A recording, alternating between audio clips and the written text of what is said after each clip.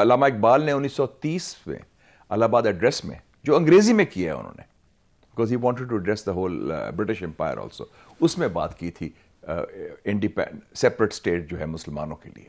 تو یہ ویژن آگے چلتا گیا. قائد اعظم تو پھر ملک سے چلے گئے تھے باہر. 1930 سے 1934 قائد اعظم تو انگلستان میں تھے. He was a barrister earning the highest salary. اس زمانے میں کہتے تھے 30,000 پاؤنڈز تو ان کی انکم ہوتی تھی اس زمانے میں. بلینئر کہہ لیں آپ. اور بینٹلے ان کے پاس ہوتی تھی, شوفر ڈریون, لیونگ ان ہیمسٹیڈ, جو ابھی بھی سیلف میڈ, اپنا رزق کے حلال.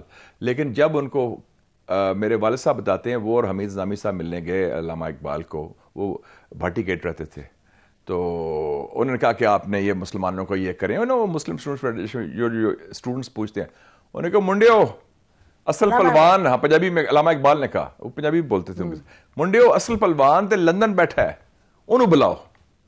کون کہ barrister Muhammad Ali Jinnah. So it was Allama Iqbal who sent letters to who identified کہ یہ بندہ ہے جو مسلمانوں کی تقدیر تبدیل کر سکتا ہے, اور اس میں وہ صلاحیت ہے, قوت ہے, ہمت ہے.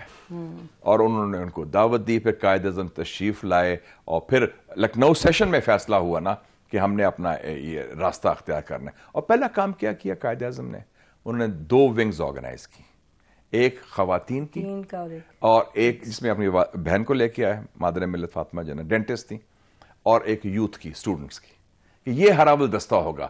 سو وداؤٹ ویمن نو پاکستان. اور یہ بھی ایک میسج تھا کہ خواتین کا ایک برابری کا مقام ہے. half the sky is held by women. Exactly, کہ وہ نہیں کہ ہم صرف مردوں کی جدوجہد. اس لیے جیسے میری والدہ نے کہا کہ ہم چندہ لینے جاتے تھے, لوگوں کو کلیکٹ کرتے تھے, اور خواتین کا ڈیلیگیشن لاہور سے پشاور گیا اس زمانے میں ٹرین میں گروپ کا, کہ وہ چندہ کے لیے موبلائز کرنے کے لیے. تو خواتین کی, مسلمان خواتین کی موبلائزیشن ہوئی, اور اس کے علاوہ یہ جو نوجوانوں کی ہوئی. تو لیکن اس کا سہرا جاتا ہے ایک شخص کو, قائد اعظم محمد Ali Jinnah. He was a unique one of a kind. جو والپٹ نے کتاب لکھی ہے, کیا کہا اس نے کہا تاریخ کا رخ انہوں نے تبدیل کیا ہے, alter the course of history. پھر انہوں نے modify the map of the world, کہ جغرافیہ تبدیل کر دی, اور پھر ایک نیشن سٹیٹ کریٹ کیا. قائد اعظم نے تینوں کام کیے جو کسی اور نے نہیں کیے. ایک شخص نے تاریخ کا رخ تبدیل کیا, جغرافیہ تبدیل کیا, اور ایک ریاست کے قیام جو ایگزسٹ نہیں کرتی تھی. کتنی بڑی اچیومنٹ ہے. ہم تو میرے خیال روز ان کا ہم دعا کریں ان کے لیے, روز ان کا اور ان کا شکر ادا کریں. ناشکری ہمارے ملک میں آ گئی کہ ہمیں پتہ نہیں ہندوستان میں کیا ہو رہا ہے. اور انہوں نے یہ سوچ جو ہندوتوا کی تھی, جو اس وقت اس وقت دیکھ لی تھی انہوں نے, کہ یہ اس طرح کا this will be a horrifying future for the مسلمانس. تو اب انڈین اینالسٹ نہیں کہتے ہندو کہ ہاں ٹھیک, بالکل. اس نے کہا تھا نا وہ ششی تھرو نے کہ محمد علی جناح از وننگ, ہی واز رائٹ, کہ وہ ونڈیکیٹ ہو گئے. آپ دیکھ لیں کہ جس قسم کا, تو وہ قائد اعظم نے وہ اینٹیسپیٹ کر لیا تھا کہ ان کے ساتھ ہمارا گزارا نہیں, یہ تعصب والی سوچ ہے, یہ ہمیں ایک اکثریت کی بنیاد پر غلام بنا لیں گے اور حقوق نہیں دیں گے. میجورٹیرین جو ہے, ٹیرنی آف دا میجورٹی کہتے ہیں نا جو, تو آپ وہ دیکھیں کہ وہ کتنا بڑا. پھر اس کے علاوہ دیکھیں آپ ان کے ایک اور کردار ہے جو ہم جانتے نہیں, ایز اے پارلیمنٹیرین. قائد اعظم was an elected member of parliament. انہوں نے کیا کہا ہیومن رائٹس پر. ابھی ہم بات کرتے ہیں ہیومن رائٹس کی. بھگت سنگھ رولٹ ایکٹ پہ, جس میں رولٹ ایکٹ میں کتنا سٹینڈ لیا انہوں نے, اور ریزائن کیا اس کے اوپر. پھر کیونکہ ان کا یہ بلیک لا ہے, کیونکہ رولٹ ایکٹ بتائے ناظرین کو کہ تھا کہ آپ پکڑ سکتے ہیں لوگوں کو, پکڑ دھکڑ ہو سکتی ہے without any warrant, without detention, illegal detention تھی. انہوں نے کہا یہ قانون, رول آف لا تو قائد اعظم کے لیے ایک عقیدہ تھا نا ان کا. اور پھر بھگت سنگھ, جس کو برطانوی سامراج کہتے تھے, دہشت گرد ہے کیونکہ اس نے گرنیڈ پھینکا تھا اور ایک ڈی ایس پی مارا تھا. انہوں نے کہا, تقریر کی, گاندھی خاموش تھا, گاندھی نہیں بولا. قائد اعظم سیڈ کہ یہ غلط ہے, یہ زیادتی ہو رہی ہے. He spoke up for the human rights, جو ایک جیل میں بندہ ہے بھگت سنگھ کا. اور جمہوریت کے بارے میں کیا کہا کہ democracy is in our blood, democracy is in our marrows, مطلب وہ گودے کے اندر ہے. دیکھیں نا کتنی بڑی بات ہے. اور اسی پروسیس کے ذریعے, ڈیموکریٹک پروسیس کے ذریعے پاکستان بنا. اور ایک اور چیز بڑی اہم ہے, یہ کیونکہ یہ کافی لوگ دیکھ رہے ہیں پروگرام, کہ خواتین کے حقوق. He was the biggest exponent of women's rights. اور جب یہ ہوا پنجاب کے جو جاگیردار تھے چاہے ہندو ہو مسلم، ان میں ایک انفارمل معاہدہ تھا کہ ہم رواج فالو کریں گے، کسٹمری لا، جس کے تحت خواتین کو جائیداد نہیں ملتی تھی، پراپرٹی وہ، اور مرد فیصلہ کرتے تھے کیا. انہوں نے ہی سپورٹڈ دا شریعت بل 1937. انہوں نے کہا شریعت کے تحت خواتین کے حقوق ہیں پراپرٹی کے، جو 1400 سال پہلے اسلام کسٹم کی بیسس پہ آپ کسٹم نہیں کر سکتے تھے، کہ رواج کہتے تھے کسٹمری لا، رواج کو انہوں نے وہ ختم کیا. چائلڈ میرج ایکٹ پر انہوں نے اپوز کیا کہ چائلڈ میرج نہیں ہونی چاہیے، تو کسی نے کہا کہ نہیں یہ تو آپ کے خلاف لوگ ہو جائیں گے، کیونکہ لوگ کنزرویٹو بھی بڑے ہوتے ہیں. انہوں نے کہا اگر ہو جائیں کسی اور کو لے لیں. پھر میرا یہ ویو ہے، he was not guided by public opinion, he shape public opinion. یہ فرق ہے، لیڈرشپ. یہ نہیں کہ یہ لوگ کیا کہیں گے، دکھا ہوا ہے تو ہمارے کو، اب تو چینلز کیا کہیں گے، چینلز کیا کہیں گے. آپ لوگوں نے مصیبت ڈالی ہوئی ہے، کیونکہ کردار نہیں وہ کھڑے کہتے ہیں ہونا نا کہ بیوروکریسی ہوتی ہے، آپ اینکروکریسی ہوگی، اینکروکریسی. آپ میں دم نہیں ہے نا، پوزیشن لیں. یہ بات ہے کہ آپ کے کور بلیفز نہیں ہیں.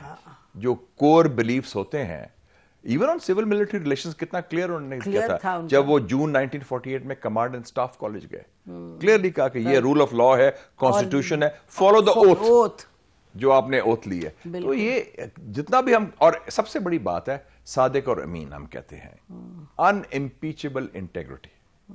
کوئی اور لیڈر ہے ایسا کہ جس کی ایمانداری، کوئی بھی ان کو، برٹش جو سب سے بڑے ان کے دشمن بھی ہیں ہندوستان میں، ان کی انٹیگریٹی کو کبھی کوسچن نہیں کیا گیا. پرسنل انٹیگریٹی، فائنینشیل انٹیگریٹی اور اینی ادر کائنڈ آف. اچھا، اور خواتین کے حوالے سے ہر جگہ پولیٹیکل آرگنائزیشنز میں خواتین ونگ تھی تھرو آؤٹ. بالکل، نہ پہلا ڈیلیگیشن یو این بھیجا، اس میں وہ ایم ایچ اسوانی صاحب اور بیگم شاہ نواز ساتھ. انہوں نے کہا نہیں، خواتون کو ساتھ جانا چاہیے، کہ پاکستان کی شناخت ہے. اور جو پہلا انٹرویو انہوں نے انٹرنیشنل دیا تھا، Margaret بورک white, she was a American journalist from life magazine, جس میں انہوں نے پوچھا گیا کہ آپ کا فیوچر کیا ہے پاکستان کا، جسٹ 3-4 منتھ. انہوں نے کہا Pakistan is the pivot of the world placed on the frontier on which the future geopolitics will revolve.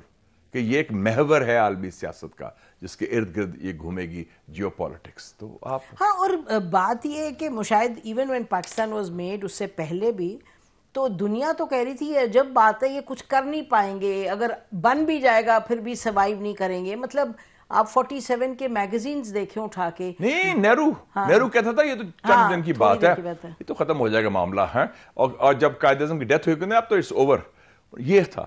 تو اللہ تعالیٰ کا فضل ہے کہ we have celebrated 75 years despite difficulties, despite our mistakes, despite international pressures. India نے تو ابھی بھی کوئی لا پاس کیے 2-4 دن پہلے، کوئی سٹیزن شپ کا پھر سے. جی، انہوں نے کیا سٹیزن شپ امینڈمنٹ ایکٹ جو ہے CAA، جس میں انہوں نے کہا ہے کہ جو لوگ مسلمان نہیں ہیں، جو ہندو ہیں، وہ افغانستان سے آئیں، بنگلہ دیش سے آئیں، پاکستان سے آئیں، ان کو آٹومیٹکلی سٹیزن شپ دی جائے گی. تو ایک تقسیم کی بنیاد پر وہ جو بات کرتے تھے، وہ انہوں نے، ہم نے آزادی کی بات کی تو اس میں بھی یہ تھا، حالانکہ قائد اعظم was not a کمیونلسٹ. Quaid Azam نے صرف حق خود ارادیت کی بات کی ان علاقوں میں جہاں مسلمانوں کی اکثریت تھی. اور سب سے پہلے مذہب کو سیاست میں کون لایا؟ مہاتما گاندھی ڈیورنگ دا خلافت موومنٹ. رام راج کا نعرہ لگایا انہوں نے 1920 میں. ہاں، سو قائد اعظم تو بڑے کلیئر تھے کہ ہندو مسلم یونٹی کا liberal bridge, he was known ambassador of, اور and also I would say is also a pan Islamist. کیونکہ پیلسٹائن کی بات کرتے تھے وہ، فلسطین، کشمیر. ریزولوشن میں ہاں، جو 1940 کا ریزولوشن ہے لاہور کا، 2 ریزولوشنز ہیں، ایک ہے پاکستان کا، دوسری قرارداد فلسطین کی ہے. تو وہ پین اسلامسٹ تھے. اور کشمیر کے بارے میں، انڈونیشیا کے بارے میں، نارتھ افریقہ کے بارے میں، تو وہ جو مظلوم محکوم لوگ ہیں ان کے ساتھ. اور plus he was a great admirer of Mustafa Kemal Ataturk.